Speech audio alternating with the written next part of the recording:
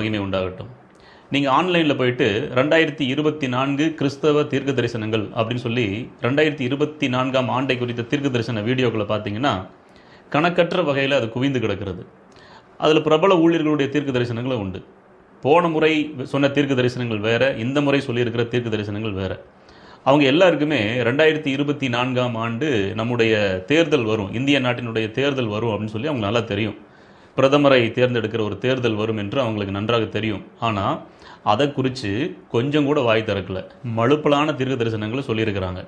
ஆனால் இதற்கு முந்தின எலெக்ஷன் வரும்போது பார்த்தீங்கன்னா, அமெரிக்காவுக்கு எலெக்ஷன் வந்தபோது டொனால்டு ட்ரம்ப் தான் திரும்பவும் அதிபராக வருவார் அப்படின்ட்டு பல்வேறு முக்கியமான தீர்க்க தரிசனத்தை சொன்னாங்க. ஆனால் டொனால்டு ட்ரம்ப் தோற்கடிக்கப்பட்டார். அதுக்கப்புறம் என்னாச்சு, இந்திய நாட்டினுடைய தேர்தல் போன முறை வந்தபோது என்னாச்சு அப்படின்னா, ஒரு இளம் வாலிபர், ஒரு இளம் தலைவர் மேலே வருவார், பிரதமர் பதவிக்கு வருவார்னு சொல்லிட்டு ஒரு வாரிசு தீர்க்கதரிசி சொன்னார். அதுவும் நடக்கலை. கொரோனா வந்தபோது அதுவும் அவர்களுக்கு தெரியலை. இப்படி எல்லாம் நடந்த பிறகு இப்பொழுது 2024ஆம் ஆண்டுக்கான தேர்தல் வந்தபோது யார் பிரதமராக வருவா, யார் ஜெயிப்பாங்க, யார் தோப்பாங்க அப்படின்னு ஒரு வார்த்தை கூட அவங்க வாய் திறக்கலை. என்ன காரணம் அப்படின்னு சொல்லி கேட்டிங்கன்னா, நிச்சயமாகவே அது அவர்களுக்கு தெரியாது. ஏன் அது அவங்களுக்கு தெரியாது அப்படின்னா, முன்னாடி நடந்த விஷயங்களும் அவங்களுக்கு தெரியாது தான். வேறு வழி இல்லாமல் தீர்க்க தரிசனங்களா வருஷத்துக்கு சொல்லி பழகிட்டோமே, மக்களை இன்னுமே ஏமாற்றணுமே அப்படின்னு சொல்லிட்டு வாய்க்கு வந்ததையும் கருத்து கணிப்பில் வந்ததையும் நினச்சிக்கிட்டு நிறைய விஷயங்களை சொன்னாங்க. ஆனால் பரிசுத்த வேதாகமத்தில் பார்க்கும்போது ஆண்டவர் சவுல ராஜாவாக கொண்டு வந்தார். யார் எந்த கேள்வியும் கேட்கல. சவுலை தள்ளிட்டு தாவீத ராஜாவாக கொண்டு வந்தார். யார் எந்த கேள்வியும் கேட்க முடியல. தாவீதுக்கு பிறகு பல பேர் அரியணைக்கு போட்டி போட்டுட்டு இருந்தாங்க. ஆனால் கர்த்தர் சாலமோனை கொண்டு வந்தார். யாரும் கேள்வி கேட்க முடியல. சாலமோனுக்கு பிறகு ராஜ்யம் ரெண்டா பிரிந்தது. யாரும் கேள்வி கேட்க முடியல. அப்போ என்னதான் நடந்தது? தேவ சித்தத்தை அப்படியே ஏற்றுக்கொண்டார்கள். பிறகு நம்முடைய தீர்க்கதரிசிகள் என்ன பண்ணாங்க தெரியுமா? தாங்கள் சொன்னதெல்லாம் நடக்கலை அப்படின்னு மக்கள் கண்டு கொண்டார்கள் என்று தெரிந்த பிறகு பொத்தாம் பொதுவாக பேச ஆரம்பித்து விட்டார்கள், மழுப்பலாக பேச ஆரம்பித்து விட்டார்கள். இந்த எலெக்ஷனுக்காக கூடி ஜெபிப்போம் வாங்க, சேர்ந்து ஜெபிப்போம் வாங்கன்னு சொல்லிட்டு சேர்ந்து ஜெபித்தார்கள். அப்போ என்னன்னு சொல்லி ஜெபம் பண்ணியிருப்பாங்க அப்படின்னா, தங்களுக்கு ஆதரவு தருகிற, தங்களுக்கு உதவி செய்கிற, தங்களுக்கு தொல்லை தராத இந்த குறிப்பிட்ட ஆட்சி எங்களுக்கு வேண்டும் என்று சொல்லி கூடி ரகசியமாக ஜெபித்திருப்பார்கள். அந்த ஜெபத்தை கர்த்தர் கேட்பாரா? கேட்கட்டும் அல்லது கேட்காமல் போகட்டும். என்ன நடக்கும் அப்படின்னா, தேவ சித்தம் இந்த பூமியில நடக்கும். ஒரே ஒரு விஷயம் அதில் தெரிய வருகிறது என்ன அப்படின்னா, தீர்க்கதரிசிகள் என்று சொல்லி கொண்டிருக்கிற, அப்போஸ்தலர்கள் என்று சொல்லி கொண்டிருக்கிற, தங்களுடைய பெயருக்கு பின்னாலும் முன்னாலும் அப்போஸ்தலர் தீர்க்கதரிசிகள் என்று போட்டுக்கொண்டு தீர்க்க தரிசனங்களை வருஷம் மாதம் சொல்லி கொண்டிருக்கிற எந்த ஒரு மனிதரோடும் தேவன் தெளிவாக பேசுவதில்லை என்பது மட்டும் நிச்சயம். அப்போ ஆண்டவர் பேசுகிறதே இல்லையா அப்படின்னா இல்லை. பரிசுத்த வேதாகமத்தில் அவர் தெளிவாக பேசி வைத்திருக்கிறார். பரிசுத்த வேதாகமத்தில் தேவனாகிய கர்த்தர் என்ன சொல்லி வைத்திருக்கிறாரோ அதுதான் நேற்று வரைக்கும் நடந்தது, அதுதான் இன்றைக்கும் நடந்து கொண்டிருக்கிறது, நாளைக்கும் அதுதான் நடக்கும். இந்த உண்மை தெரியாத வரைக்கும் மற்ற மனுஷங்களுடைய மாயமாலமான வார்த்தை ஜாலங்களுக்கு பின்னால், தீர்க்க தரிசன வார்த்தைகளுக்கு பின்னால் நம்ம ஓடிக்கிட்டே இருப்போம். பல மனிதர்கள் ஓடிக்கிட்டே இருப்பாங்க.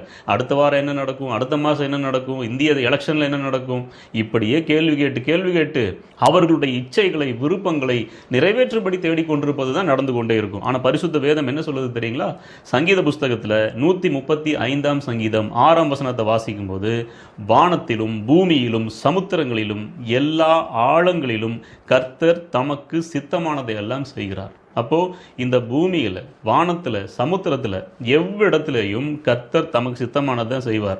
ஆண்டவராக இயேசு கிறிஸ்து இந்த உலகத்தில் வாழ்ந்து கொண்டிருக்கும் போது அங்கே யார் இருந்தாங்க தெரியுமா?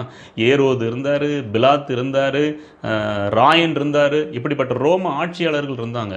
ஆண்டவராக இயேசு கிறிஸ்து போய் பிதா கிட்ட, இந்த ரோம ராஜ்யத்தை மாற்றுங்க ஆண்டவரே, மாற்றுங்க பிதாவே, இந்த ஆட்சியாளர்களை மாற்றுங்க பிதாவே, நான் இந்த நாட்டை ஆளுகை செய்கிறேன், அல்லது நல்லவர்கள் ஆட்சிக்கு வரட்டும்னு ஜெபம் பண்ணிட்டு இருந்தாங்களா?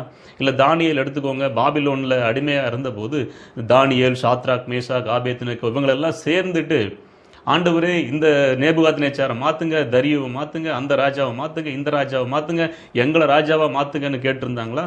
யோசேப்பு அடிமையாக விற்கப்பட்ட போது, போத்திபார் வீட்டில் அடிமையாக இருந்து சிக்கிய போது ஜெபித்து கொண்டிருந்தாரா? ஆண்டவரே இந்த போத்திபாரை மாற்றுங்க, பார்வோனை மாற்றுங்க, நான் தலைவனாகட்டும், நான் ராஜாவாகட்டும்?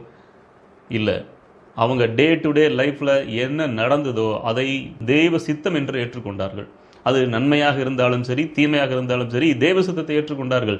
ஆண்டவராக இயேசு கிறிஸ்து என்ன பண்ணாரு?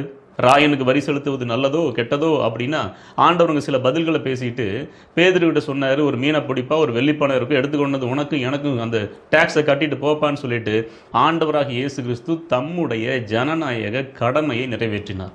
இந்த நாட்டுக்கு ஒரு குடிமகனாக அவர் என்ன செய்ய வேண்டுமோ அதை செய்துதான் தேவ சித்தத்தையும் செய்தார். அப்போ நீங்களும் நானும் செய்ய வேண்டியது என்ன அப்படின்னா, நம்முடைய ஜனநாயக கடமையை நிறைவேற்ற வேண்டியதுதான் பாக்கி. அத்தோடு கூட தேவ சித்தத்தை செய்து ஓட வேண்டும். அப்போ ஆண்டவராகிய இயேசு கிறிஸ்துவை பொறுத்த வரைக்கும் ஏரோது ஆண்டாலும் பிரச்சனை இல்லை, பிலாத்து ஆண்டாலும் பிரச்சனை இல்லை, ராயன் ஆண்டாலும் பிரச்சனை இல்லை. தம்முடைய கடமையை செய்து தேவ சித்தத்தை செய்து வாழ்ந்து காட்டினார். அப்போ நமக்கு ஒன்று புரியணும், பார்வோன் ஆண்டாலும் கவலை இல்லை, பெலிஸ்தியன் வந்தாலும் கவலை இல்லை அப்படிங்கிறது. யோவான் 18:36 சொல்லுகிறது, இயேசு பிரதியுத்தரமாக, என் ராஜ்யம் இவ்வுலகத்துக்குரியது அல்ல, என் ராஜ்யம் இவ்வுலகத்துக்குரியதானால் நான் யூதரிடத்தில் ஒப்புக்கூடாத படிக்கு என் ஊழியக்காரர் போராடி இருப்பார்களே, இப்படி இருக்க என் ராஜ்யம் இவ்விடத்துக்குரியது அல்ல என்றார் அப்படின்னு வாசிக்கிறோம். அப்போ ஆண்டவராகிய இயேசு கிறிஸ்துவுக்கு தெரியும், என்னுடைய ராஜ்யம் இவ்வுலகத்துக்குரியதல்ல, இவ்விடத்துக்குரியதல்ல. அப்போ நீங்களும் நானும் தெளிவாக தெரிந்து கொள்ள வேண்டியது என்ன அப்படின்னா, நம்முடைய ராஜ்யம் இவ்விடத்திற்கு உரியதல்ல, இவ்வுலகத்திற்கு உரியதல்ல. ஆனால் நாம் இங்கே வாழ்கிற வரைக்கும் நம்முடைய நாட்டுக்கு, நம்முடைய இந்திய தேசத்துக்கான ஜனநாயக கடமையை சரிவர செய்தே ஆக வேண்டும். ராமன் ஆண்டாலும் சரி, ராவணன் ஆண்டாலும் சரி, ரகுமான் வந்தாலும் சரி, யார் என்ன செய்தாலும் சரி, உங்களுக்கும் எனக்கும் கவலை இல்லை அப்படிங்கிறத புரிந்து கொள்ள வேண்டும்.